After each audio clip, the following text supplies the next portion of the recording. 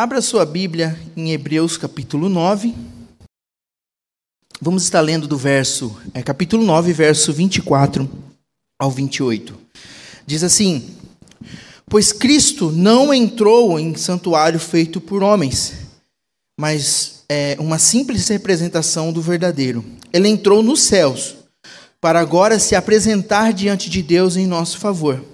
Não, porém, para se oferecer repetidas vezes, à semelhança do sumo sacerdote, que entra no lugar santíssimo todos os anos, com sangue alheio. Se assim fosse, Cristo precisaria sofrer muitas vezes, desde o começo do mundo. Mas agora ele apareceu uma vez por todas, no fim dos tempos, para aniquilar o pecado, mediante o sacrifício de si mesmo. Da mesma forma como o homem está destinado a morrer uma só vez, depois disso enfrentar o juízo, assim também Cristo foi oferecido em sacrifício uma única vez, para tirar os pecados de muitos, e aparecerá a segunda vez, não para tirar o pecado, mas para trazer salvação aos que o aguardam. Pai querido, que a Tua palavra venha estar falando em nossos corações, ó Deus, e que o Senhor continue trabalhando em nosso meio, ó Pai, em nome de Jesus.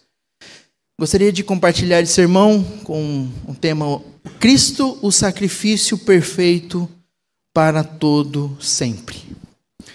Existem 3 perguntas sobre a nossa existência que significa muito para nós, né? Como quem estuda antropologia e sociologia, fala de onde vim, quem eu sou e para onde vou. Essas 3 frases, essas 3 perguntas fazem nós refletirmos quem nós somos, de onde viemos e para onde estamos indo. Já pararam para refletir isso? Olhar para o passado, de onde eu vim? Qual é a minha origem? Qual que é a minha história? Da onde eu surgi? Quem que é a minha família? Qual a terra de onde eu vim? E quem eu sou hoje? Qual que é a minha formação? Com quem as pessoas que eu relaciono? Quem é a minha família? E para onde estou indo? São perguntas que falam sobre a nossa identificação dentro do passado, do presente e do futuro. E quando nós fazemos essas perguntas para nós conseguimos ter um propósito de vida. Para onde estamos indo? Olhando para o passado, vendo quem realmente nós somos agora e olhando para o futuro. Se nós fizéssemos essas mesmas perguntas a um nível cósmico, ao nível de universo, ao nível do mundo, vamos supor, do planeta, da humanidade.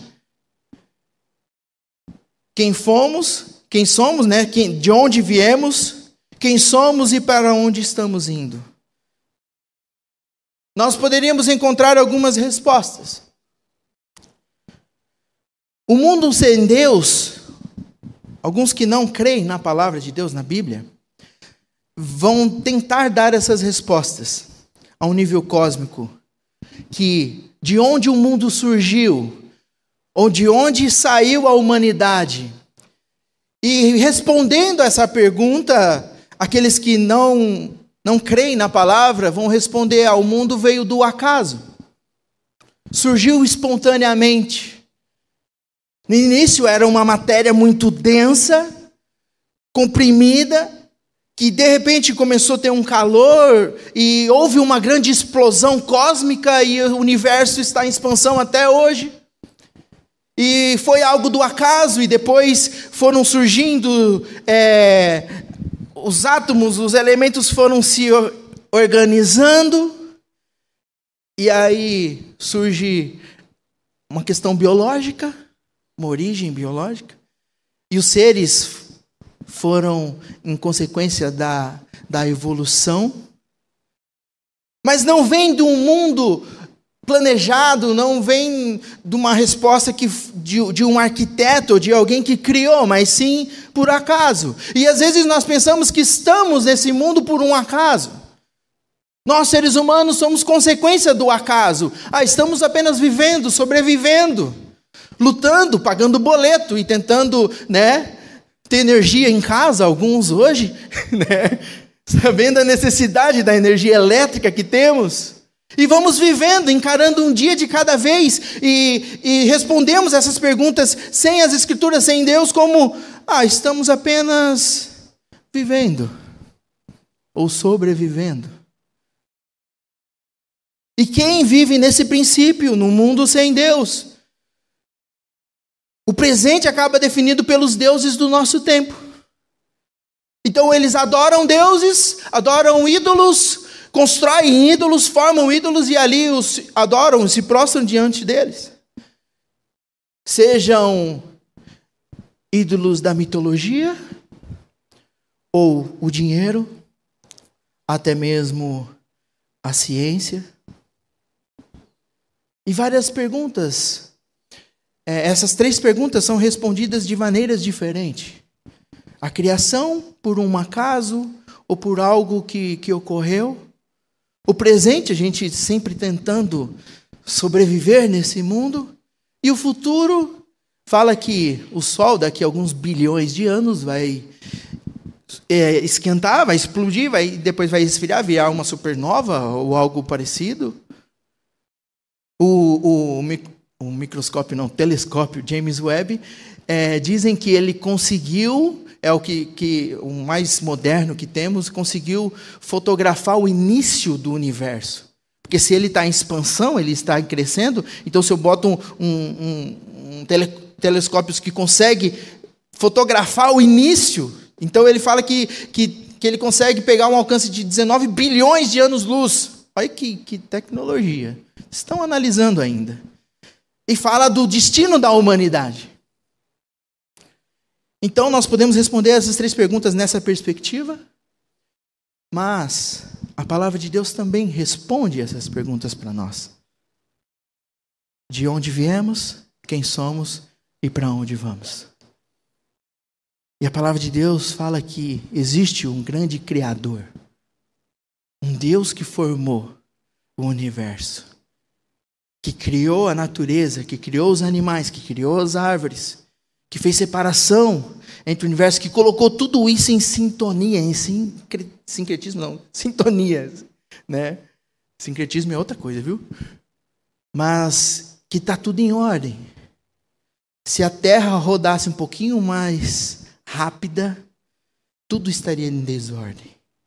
Se ela acelerasse em volta do Sol, tudo estaria em desordem. Se a galáxia, a Via Láctea, que é a galáxia que nós vemos, tivesse também desordenado, tudo ia um transtorno. E quando nós olhamos para o universo, nós vemos que nós somos apenas uma poeirinha.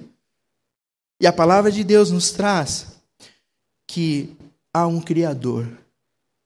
E dessas 2 formas, dessas 2 perspectivas, nós temos que ter fé, tanto na ciência e como na palavra de Deus.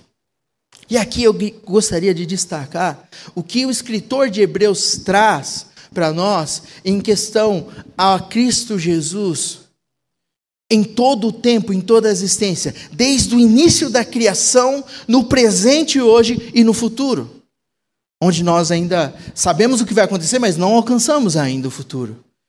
E aqui nós podemos ver 3 situações, 3 momentos onde Cristo, o nosso sumo sacerdote perfeito, ele está nessas três fases, tanto no passado, como no presente e no futuro. E eu gostaria de destacar esses 3 pontos nessa pregação, nesse sermão, nessa conversa que vamos ter em Hebreus.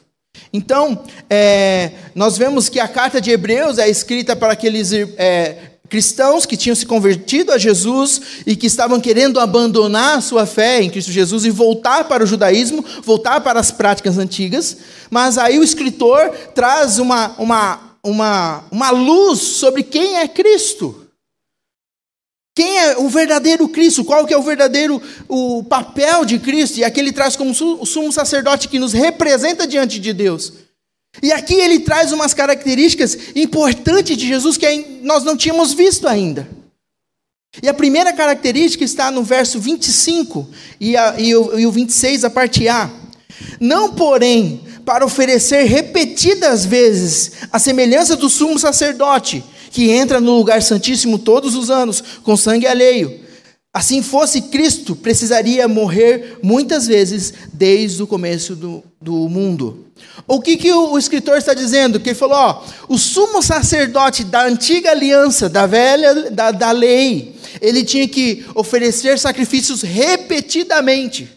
Todo ano ele tinha que entrar e oferecer o sacrifício com o sangue de um animal puro para poder representar o pecado de toda a nação, de todo o povo diante de Deus. E só que aquilo ali era temporário, tinha um prazo de validade, porque era um sacrifício imperfeito. Então todo ano tinha que se repetir. E o escritor traz uma luz para Jesus e fala, Jesus é o sacrifício perfeito, porque ele só precisou morrer uma vez. Ele não, se fosse na mesma perspectiva da velha aliança, Jesus teria que morrer, ressuscitar, morrer de novo, todo ano ser crucificado. Mas como ele é o sacrifício perfeito, e aqui ele cita que Jesus está desde a criação do mundo, desde a eternidade, com o papel da redenção. Há alguns teólogos que dizem uma frase bem interessante, que antes de Deus falar haja luz, ele já dizia haja cruz. Então mostra que Jesus está desde a criação.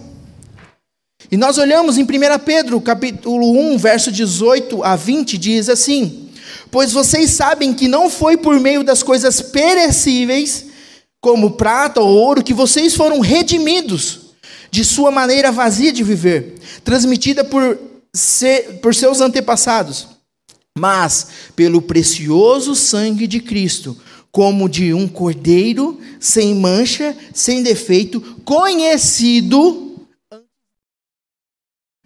antes da criação do mundo, revelado nesses últimos tempos a favor de vocês. Olha o que Pedro escreve. Que aqui Jesus, ele já era conhecido antes da fundação do mundo. Em Efésios 1:4 também diz, porque Deus nos escolheu nele antes da criação do mundo, para sermos santos e irrepreensíveis em sua presença. O que nós podemos olhar diante desse texto? Que Jesus Cristo, o papel de redenção, de salvação que nós temos em Jesus, não foi um remendo na humanidade. Não foi, aconteceu um problema aqui, e o que a gente vai fazer? Chega lá no céu, Deus, o que aconteceu agora? A humanidade que nós criamos, pecaram, caíram, Jesus, vai lá e resolve esse BO, resolve esse problema. Não foi isso. Desde a eternidade, quando Deus criou o universo, até mesmo antes dele criar, que estava Jesus, Deus e o Espírito Santo, antes de formar o mundo, Jesus já era o Redentor, já existíamos o Redentor. Olha que fantástico isso. Quando nós olhamos para Cristo, e o escritor de Hebreus, ele quer ressaltar isso, porque Jesus, ele já é o nosso Redentor, antes mesmo da formação do mundo. Não foi um acontecimento que ocorreu, uma atitude de emergência que Jesus foi o nosso Redentor. Mas por Ele nos criar, e termos a possibilidade de pecar, como Adão teve a possibilidade de desobedecer a Deus, Ele já tinha, não esse plano B, mas o plano A de redenção. Mas aí você pode perguntar, mas por que Deus fez tudo isso? Se desde a eternidade ele já sabia que precisava de um Salvador, de um Redentor. Porque nós só podemos ter um relacionamento com Deus, com o Criador, por amor. E só nós conseguimos amar se nós formos livres. Se nós tivermos uma escolha em optar entre Deus e a desobediência. Se nós não tivermos outra escolha, não é amor. É uma obrigação. Mas eu já vi pergunta, por que Deus colocou aquela árvore do conhecimento do bem e do mal e falou para Adão e Eva não comer? Ele poderia ter botado essa árvore lá no pico do Everest, bem longe, bem escondido num lugar assim, que ninguém ia conseguir achar. Deus poderia ter feito isso? Poderia. Mas por que ele deixa ali no meio do jardim, perto, e Adão às vezes passava, talvez todo dia ali na frente, Eva passou, talvez, estava ali, tinha algumas outras árvores. Por que ele fez isso? Porque Deus quer um relacionamento conosco de amor, de escolha. Quando nós temos um relacionamento de amor com uma pessoa, nós escolhemos aquela pessoa e abrimos mãos de outras coisas. Isso é um ato de amor. Se Deus tivesse tirado aquela opção, não vou botar lei, pode comer de tudo, não existe água da vida e pronto, acabou. Não, nós não teríamos essa escolha. E Deus fez isso. Já vendo a possibilidade de nós desobedecermos a Ele, Ele levanta um Redentor, Jesus Cristo, desde a fundação do mundo. Porque Ele quer que nós tenhamos esse relacionamento de amor, de escolher relacionarmos com Deus. Então, quando nós olhamos esse texto de Hebreus, no capítulo 9, ele traz que Jesus, a obra redentora de Jesus, já é conhecida desde a fundação do mundo. E que isso venha nos trazer esperança. Que Jesus, o plano, o projeto de salvação de Deus para esse mundo não foi um projeto construído de última hora, projeto emergencial. Está vindo o furacão, vamos nos preparar. Não! Ele sempre esteve no controle. Ele sempre esteve na condição de Senhor. Ele sabe de todas as coisas. Ele é soberano. Segunda parte que nós vemos aqui, que vamos falar do passado, do presente e do futuro. O sacrifício perfeito de Cristo no presente. O que isso significa para nós? Se assim fosse, verso 26... Se assim fosse, Cristo precisaria sofrer muitas vezes, desde o começo do mundo. Mas agora ele apareceu de uma vez por todas, no fim dos tempos, para aniquilar o pecado mediante o sacrifício de si mesmo. Jesus no presente se manifesta como Redentor neste fim dos tempos. Então Jesus, no presente, qual que é o papel desse sumo sacerdote? Perdoar os nossos pecados e nos redimir diante de Deus. Hoje é o papel de Cristo para nos preparar para o fim dos tempos. Na verdade, os fins dos tempos, amados, já começou há 2000 anos, viu? Às vezes a gente fica pensando, rumores de guerra, e agora vai dar ruim. Irã atacou Israel, Israel quer atacar o Irã, né? O Líbano está atacando Israel, o Egito já está de olho no Israel, todo mundo, é o fim do tempo. Gente, o fim do tempo já começou lá atrás, quando Jesus ressuscitou, se acendeu, começou a contar de lá. Então hoje nós estamos mais perto da volta dele. Então os fins dos tempos bíblico já começa a contar desde lá de trás. Olha o que João escreve em 1 João 2,18. Filhinhos, esta é a última hora, e assim como vocês ouviram que o anticristo está vindo, já agora muitos anticristos têm surgido. Por isso sabemos que esta é a última hora. Gente, João escreveu isso lá no 1º século. E ele já estava falando, filhinhos, já é a última hora. Então, hoje, 2000 anos depois, está bem mais perto dessa última hora. 1 Pedro 4:7 diz, o fim de todas as coisas está próximo. Portanto, sejam criteriosos, estejam em alerta, dediquem-se à oração. Olha a recomendação que Pedro já nos dá. Então, o papel de Cristo hoje é aniquilar o pecado, ou seja, perdoar os nossos pecados para que nós possamos estar preparados para a segunda volta de Cristo. Esse é o papel dele. Esse é o papel que Jesus tem para nós como sacerdote, puro, santo e perfeito. O sacrifício perfeito. E hoje ele não está no santo do santo criado por homens, como lá no tabernáculo e no templo que foi construído. Jesus está nos céus, lá no santo do santo. Então ele nos permite ter esse acesso a Deus, perdoando os nossos pecados pelo sacrifício perfeito que ele fez na cruz. O escritor de Hebreus traz essa verdade para que nós possamos ser perdoados por Cristo Jesus. E como que nós fazemos isso? Tendo a fé nele. Pela fé em Cristo Jesus, eu tenho o que? A salvação. Eu sou salvo em Cristo Jesus. Se eu crer na obra redentora de Cristo, se eu confiar e viver dedicando para esse Cristo, eu sou salvo. Se eu confessar com a minha boca e crer com o meu coração, eu sou salvo em Cristo Jesus. Então, nós vemos a presença de Cristo no passado, desde antes da fundação do mundo. Nós vemos a presença dele hoje para perdoar os nossos pecados. Jesus não está julgando hoje a cada um de nós. Ele não veio para julgar, ele veio para nos salvar. O próximo passo é o julgamento final. Então hoje nós temos o privilégio de ter esse acesso a Deus, a confiar em Jesus e termos os nossos pecados perdoados, porque todos nós somos pecadores, porque somos descendentes de Adão.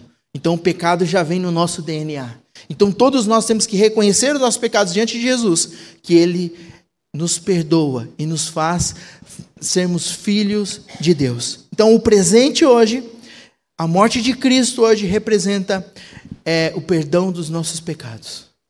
E por último, para onde esse sumo sacerdote perfeito nos leva? O Cristo no futuro. O verso 27 e 28 diz assim: da mesma forma, como o homem está destinado a morrer uma só vez, e depois disso enfrentar o juízo, assim também Cristo foi oferecido em sacrifício uma única vez, para tirar os pecados de muitos, e aparecerá segunda vez, não para tirar os pecados, mas para trazer salvação aos que aguardam. Olha que Jesus já no futuro. No futuro ele já não vai perdoar os pecados, ele vai trazer a salvação para aqueles que já foram perdoados.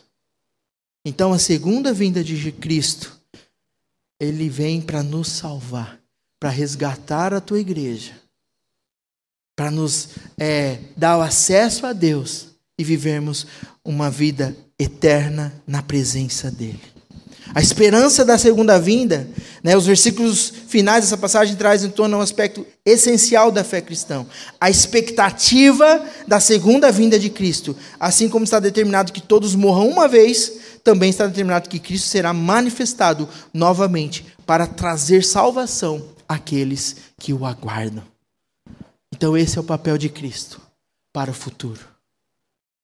Para a segunda vinda dele. Que ele vem para nos salvar, para nos buscar. E que nós possamos estar aguardando. Essa palavra é bem difícil nós entendermos. Fala para uma criança, hoje é dia das crianças, fala para uma criança, aguarde aqui. Espera um minutinho, Parece que soa, dá um curto-circuito no cérebro delas. Fala, espera, aguarde. Eles ficam assim. Dá 2 segundos já começa do lado. Aí já fica, aí já vai cutucando. Eles não conseguem, parece que está no nosso DNA, Assim, não vou esperar, não quero esperar. Já essa rejeição de aguardar, de querer viver da nossa própria vontade. Mas Jesus vai vir buscar aqueles que aguardem. Que nós possamos estar sendo fiéis e perseverantes na fé, aguardando Jesus até o nosso encontro com ele, ou a vinda que ele virá nos buscar. Então que nós possamos ter essa esperança em Jesus, que ele está em todo o tempo presente, todo sempre, no passado, no presente e no futuro. E que nós possamos estar com o nosso coração voltado a esse Deus, aguardando. E eu te faço uma pergunta. Você está aguardando a Cristo? Você está ansioso por esse encontro? Está preparado para esse encontro? Que nós possamos estar meditando. Que como Pedro e João nos alertou lá atrás, quando eles estavam no finalzinho da vida deles. Falou, ó, o tempo está próximo. Se preparem. E que nós possamos estar buscando a esse Deus, confiando nesse Deus. Amém? Vamos orar? Pai querido, obrigado, Senhor, pela Tua palavra. E como o sacrifício perfeito de Cristo nos alcança, ó Pai, nos alcançou. E sabemos que Ele veio para redimir, para nos salvar, ó Pai. Possamos estar com o coração preparados para isso, ó Pai. Que nós possamos, através da fé, crer na obra salvadora de Jesus. E que possamos estar esperando para esse grande dia, Pai.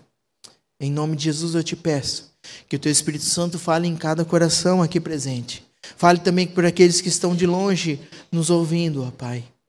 E que possamos Te glorificar e esperar com alegria, Pai. E enquanto estamos esperando, nós estamos proclamando, falando desse evangelho maravilhoso de salvação. É isso que eu te peço, Senhor. Continue abençoando o Teu povo. Amém e amém.